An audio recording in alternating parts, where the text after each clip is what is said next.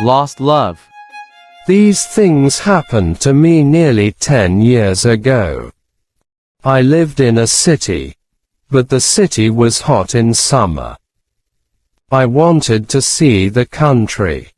I wanted to walk in the woods and see green trees. I had a little red car and I had a map, too. I drove all night out into the country. I was happy in my car. We had a very good summer that year. The country was very pretty in the early morning. The sun was hot, and the sky was blue. I heard the birds in the trees. And then my car stopped suddenly. What's wrong? I thought. Oh dear, I haven't got any petrol. Now I'll have to walk. I'll have to find a town and buy some petrol. But where am I? I looked at the map. I wasn't near a town. I was lost in the country. And then I saw the girl. She walked down the road, with flowers in her hand. She wore a long dress, and her hair was long, too. It was long and black, and it shone in the sun. She was very pretty. I wanted to speak to her, so I got out of the car. Hello, I said. I'm lost. Where am I? She looked afraid, so I spoke quietly. I haven't got any petrol, I said. Where can I find some? Her blue eyes looked at me, and she smiled. She's a very pretty girl, I thought. I do not know, she said. Come with me to the village. Perhaps we can help you. I went with her happily, and we walked a long way. There isn't a village on the map, I thought. Perhaps it's a very small village. There was a village, and it was old and pretty. The houses were black and white and very small. There were a lot of animals. The girl stopped at a house and smiled at me. Come in, please, she said. I went in. The house was very clean, but it was strange, too. There was a fire and some food above it. I felt hungry then. That's strange, I thought. They cook their food over a wood fire. Perhaps they have no money. I met her father and mother, and I liked them. They were nice people, but their clothes were strange. Sit down, said the old man. Are you thirsty after your walk? He gave me a drink, and I said, thank you. But the drink was strange, too. It was dark brown and very strong. I didn't understand, but I was happy there. I asked about petrol, but the old man didn't understand. Petrol, he asked. What is that? This is strange, I thought. Then I asked, do you walk everywhere? The old man smiled. Oh, no, we use horses, he said. Horses, I thought. Horses are very slow. Why don't they have cars? But I didn't say that to the old man. I felt happy there. I stayed all day, and I ate dinner with them that evening. Then the girl and I went out into the garden. The girl's name was Mary. This is nice, she said. We like having visitors. We do not see many people here. We spoke happily. She was very beautiful. But after a time, she began to talk quietly, and her face was sad. "Why are you sad?" I asked her.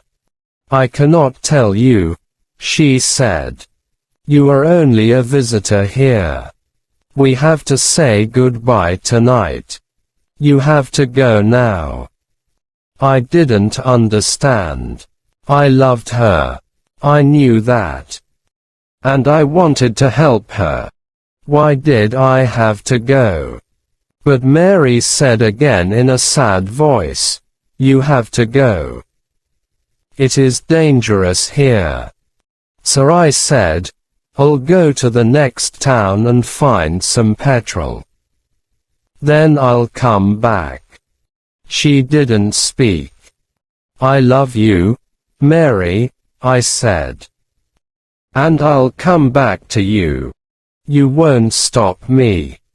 She said goodbye to me at the door. Her face was very sad, and I was sad, too.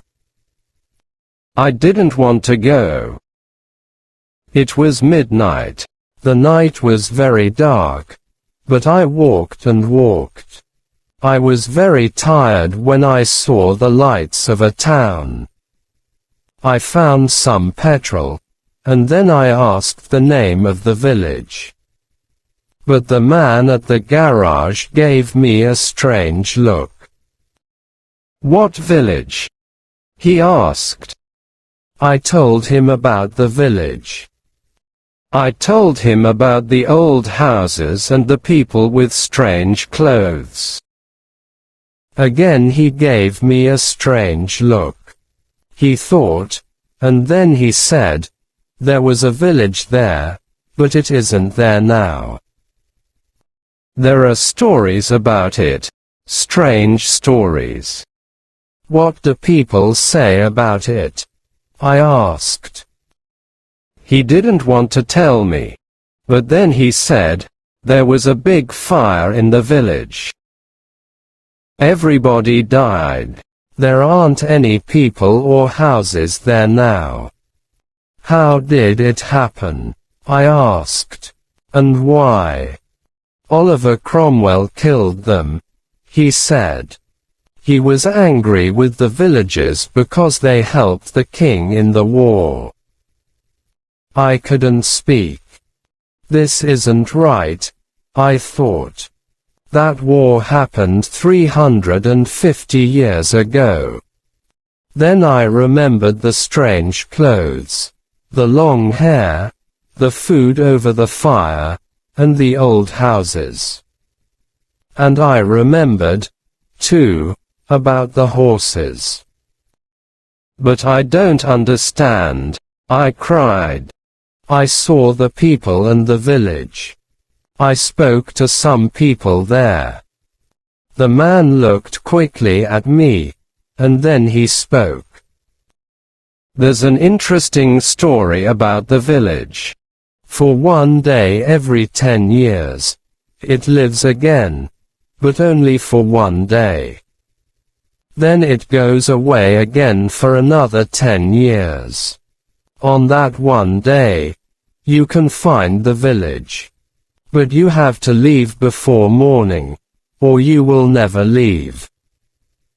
Can this be right? I thought. Perhaps it was. Mary said, "You have to go."